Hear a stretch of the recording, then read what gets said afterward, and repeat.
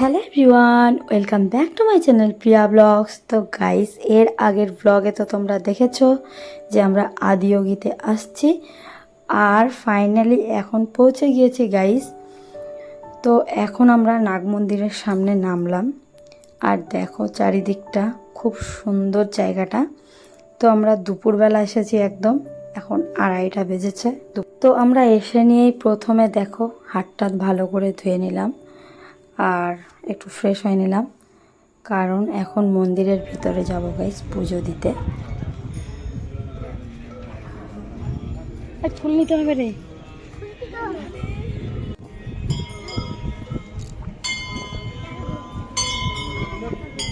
তো গাইস, এখন আমরা ফাইনালি নাগ মন্দিরে পুজো দিয়ে বের হলাম। এখানে কিন্তু ভিতরে পুজো হয়, পুজো দিতে হয়, তারপরে পরিক্রমা করতে হয়। তো ওখানে ভিডিও করা মানা ছিল, তো তার জন্য ভিডিও করতে পারিনি। আর আমরা পুজো দিতে যাচ্ছি, ওখানে ভিডিও করা উচিত না।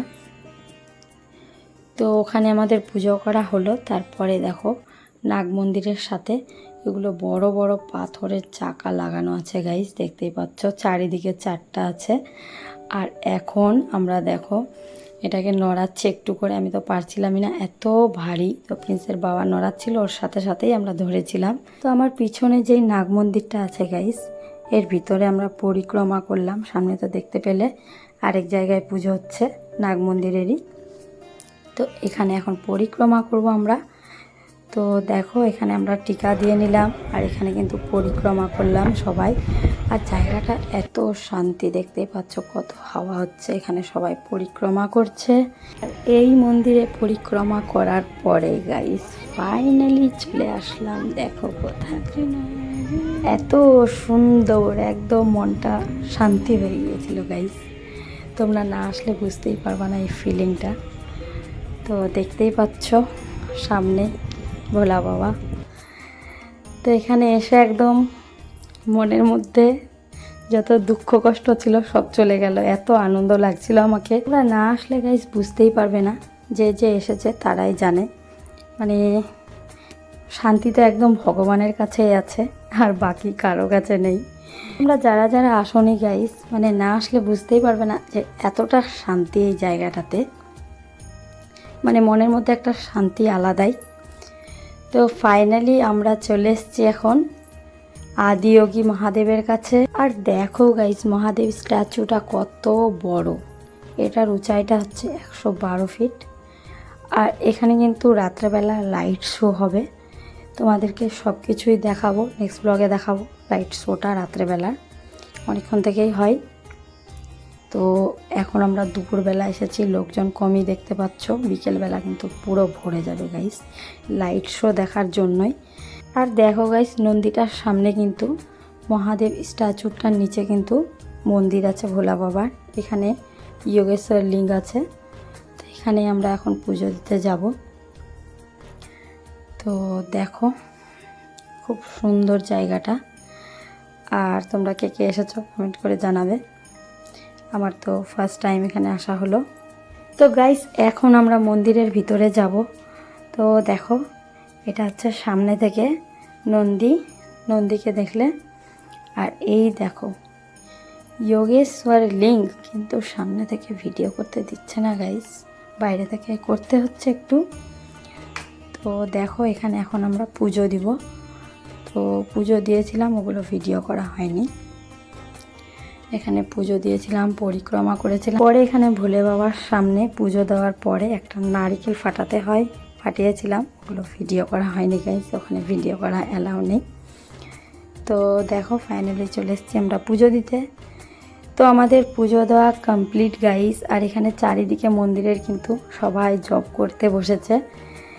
তো দেখে একদম আলাদাই লাগলো, শান্তি লাগলো, খুব ভালো লাগলো ভিতরে। এই কোনো গাইস মন্দিরে গেলে একটা পজিটিভ এনার্জি কাজ করে, মানে নিজে নিজেই কীরকম আসলে পরে একটা আলাদাই লাগে শরীরের মধ্যে। তো ওরকমই মনে হচ্ছে মন্দিরটাতে এসে। আর ইস্কনে গিয়েছিলাম, ওখানেও ওটা অটোমেটিকই হয়ে যায় ঠাকুরের জায়গাতে গেলে। তো দেখো আমরা এখন সিঁড়ি দিয়ে, সাইডে সিঁড়ি আছে দুই পাশে মন্দিরে। তো এখন আমরা চলে আসলাম উপরে, আর চারিদিকে এখন ঘুরে দেখবো গাইস এই শিব স্ট্যাচুটা কিন্তু পুরোটাই স্টিলের আছে। আর চারিদিকে দেখো ত্রিশূলগুলো দিয়ে একদম রাউন্ড করে ঘেরা আছে শিব স্ট্যাচুটা। আর চারিদিকটা দেখো, এত সুন্দর ভিউটা দেখতে, চারিদিকে একদম পাহাড় আর এত হাওয়া হচ্ছিল, মানে দারুণ লাগছিল।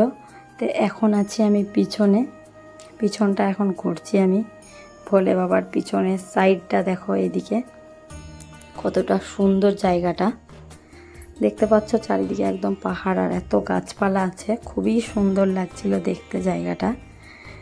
আর মানে সামনে থেকে কিন্তু গাইস আরও বেশি ভালো, না আসলে বোঝাই যাবে না যে এত সুন্দর জায়গাটা।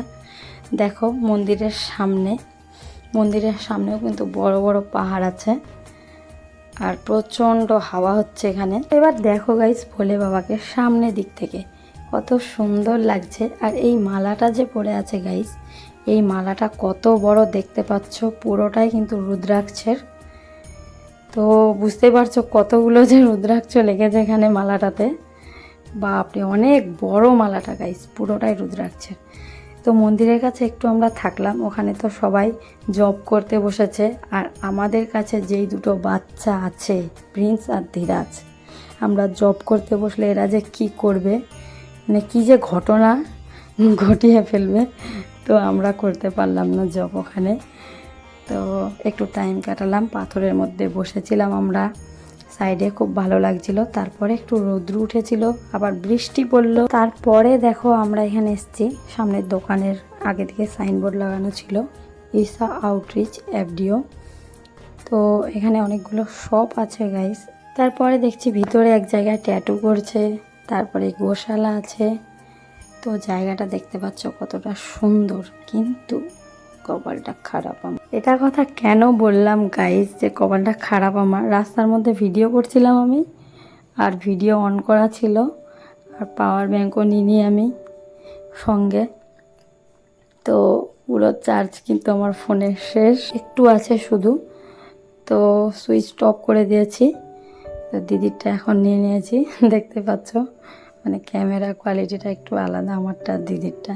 এখান থেকেই শুরু হয়েছে, যেখান থেকে কাঁপছে ভিডিওগুলো। তো আমার ভরতালেই সব কিছু হবে একদম, মানে 12টা বেজে যাবে সব কিছুর। তো গাইস এখন কিন্তু বেলা 4টা বেজে গিয়েছে, আর সকালবেলা আমরা একটু করে খেয়েছিলাম। আর রাস্তার মধ্যে তো বলেছিলাম যে কি খেতে খেতে আসছি আমরা। তো প্রচণ্ড খিদে লেগে গিয়েছে, আর ভিতরে কিন্তু গাইস রেস্টুরেন্ট আছে। তো দেখো আমরা অনেক কিছুই অর্ডার করে দিয়েছি এখানে, দারুণ ছিল গাইস। মানে এখানে এসে এখানকারই আমার খাওয়াগুলো একদম বেস্ট লেগেছে, খুবই ভালো লেগেছে। তো এখানে এখন আমাদের খাওয়া দাওয়া হলো, মশালা ডোসা নিয়েছিলাম। আর এখানে কর্ণাটক ভাষায় যে কি বলছে গাইস, মানে ইডলি নিয়েছিলাম, আর কি যেন একটা ছিল, ওটার নাম আমি বলতে পারছি না, খিচুড়ির মতো। তো এখানকার ভাষা আমার মনেও থাকছে না ঠিকঠাক। তো যাই হোক, খাবার দাবার খেয়ে নিলাম আমরা। তারপরে এখানে এত সুন্দর হাওয়াটা হচ্ছিল, অনেকটা টাইম কাটালাম এখানে আমরা ভিতরে। তারপরে এখানে আবার ভিতরে ঘুরতে গিয়েছিলাম, অনেক রকমের জিনিস দেখলাম। তারপরে দেখো গাইস এই সাইডে কিন্তু যাওয়া কিন্তু মানা, আর আমরা চলে গিয়েছি। তোমাদেরকে সাইডে আসতে বলছিল, জায়গাটা দেখো একবার, এতটা সুন্দর। আমি ভাবছিলাম যদি যেতে দেয় তো ঘুরবো একদম চারিদিকে। তো এখানে দেখতে পাচ্ছ লোকজনও নেই। তো গাইস এখন টাইম হয়েছে 5:30। আর দেখো আস্তে আস্তে লোকজন কিন্তু আসা শুরু হয়ে গিয়েছে গাইস, মানে লাইট শো শুরু হবে 7:20 থেকে। তো দেখতেই পাচ্ছ এখন লোকজন কিন্তু অনেক চলে এসছে। আর এত সুন্দর ওয়েদারটা করে দিয়েছিল গাইস, হঠাৎ একদম কালো হয়ে গিয়েছিল, দেখতে খুবই সুন্দর লাগছিল জায়গাটা।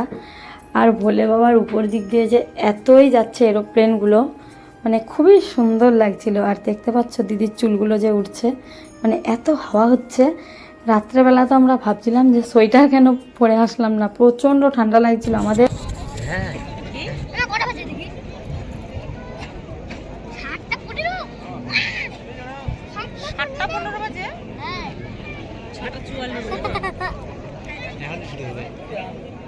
जटा गलत चलो। তো বাইরে যতটা এরিয়াটা দেখালাম তোমাদেরকে, মন্দিরের সামনেটা পুরোটা কিন্তু এখন লোকে একদম ভর্তি হয়ে যাবে গাইস। দেখো আমরা বসে পড়েছি, আর একটু পরেই লাইট শো শুরু হবে। আর গাইস এত পরিমাণে এখানে ঠান্ডা লাগছিল, দেখতে পাচ্ছ আমার সামনে টুপি জ্যাকেট সব কিছু পরে আছে। আর এখানে যারা জানে যে ঠান্ডা, তো তারা তো একদম সোয়েটার টোয়েটার পরেই আসছে, অনেক লোক অনেক। আমরা বুঝতে পারিনি, তো গলা টলা কিন্তু বসে গিয়েছিল গাইস আমাদের, এত ঠান্ডা লেগেছিল এখানে। তো দেখো চারিদিকে আস্তে আস্তে লোকজন কিন্তু মানে ভরে যাবে জায়গাটা, তোমাদেরকে রাত্রেবেলা দেখাবো, মানে এতই সুন্দর লাগবে, নেক্সট ব্লগে দেখা। আর দেখো স্ট্যাচুটার সামনে যতগুলো লোক আছে সিঁড়ির মধ্যে সবগুলো কিন্তু এখন নামিয়ে দিবে যখন লাইট শো শুরু হবে। দেখতে পাচ্ছ লোকজন নেই সামনে। তো এখানে এখন সবাই বসে পড়েছে দেখো সামনের জায়গাটাতে। আর এখন হবে গাইস আরতি, তো অনেকক্ষণ থেকে আরতি হবে এখানে, তারপরে 7:20 থেকে লাইট শো শুরু হবে। তো নেক্সট ব্লগে তোমাদেরকে দেখাবো। তো ব্লগটা কীরকম লাগলো তোমরা কমেন্ট করে জানাবে। ভিডিওটা ভালো লাগলে লাইক করতে ভুলবে না, চ্যানেলটিকে অবশ্যই সাবস্ক্রাইব করে দিবে। আমার নেক্সট ব্লগে দেখা হচ্ছে গাইস। তো চলো টাটা।